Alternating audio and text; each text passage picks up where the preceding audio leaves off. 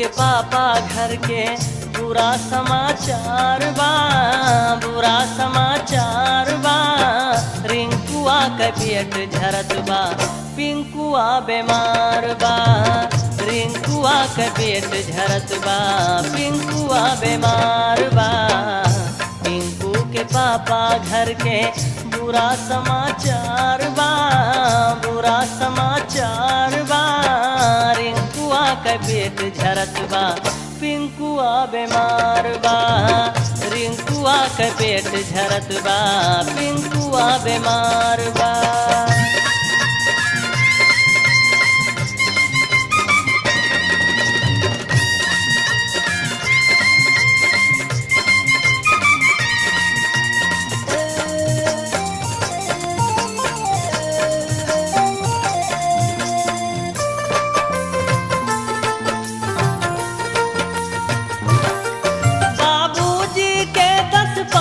रोज से खासी आवती बा, परसों पड़वा मरिगा भैंसिया नहीं लागती बा। बाबूजी के 10-5 रोज से खासी आवती बा, परसों पड़वा मरिगा भैंसिया नहीं लागती बा। दूधवा बदे अब बिटिया, दूधवा बदे अब बिटिया रोवती तोहार बा, रोवती तोहार बा। रिंकुआ के पेट झरत बा, पिंकुआ बीमार बा। रिंकुआ के पेट झरत बा, पिंकुआ बीमार बा।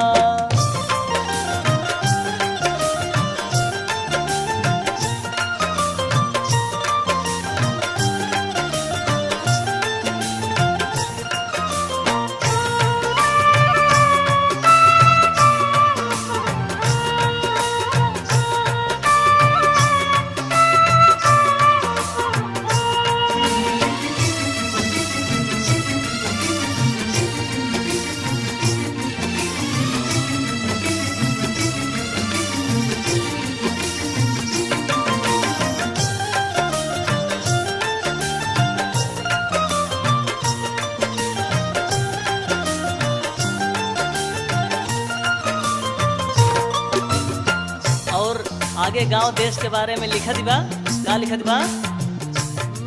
बड़ा तेल महंग होइगा, बड़ी दुर्गति बाटे सबके। बिजली आवत नाही, खेत सूखत बाटे सबके। बड़ा तेल महंग होइगा, बड़ी दुर्गति बाटे सबके। बिजली आवत नाही, खेत सूखत बाटे सबके। बिजली के खंभा पर कह, बिजली के खंभा पर कह टूटल तारवा, टूटल तारवा। रिंकुआ के पेट झरत बा, पिंकुआ बीमार बा। रिंकुआ के पेट झरत बा, पिंकुआ बीमार बा।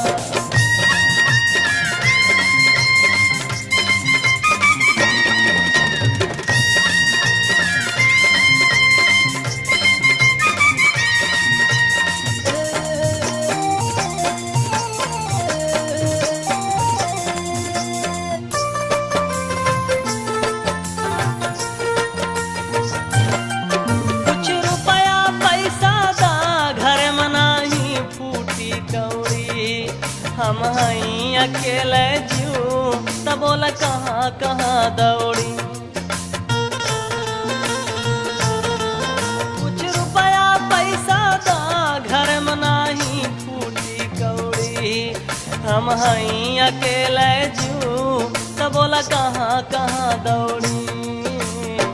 राजा राम बनिया के, माता दीन बनिया के, राम दीन बनिया के। बहुत उधार बा, लंबा उधार बा। रिंकुआ के पेट झरत बा, पिंकुआ बीमार बा। रिंकुआ के पेट झरत बा, पिंकुआ बीमार बा।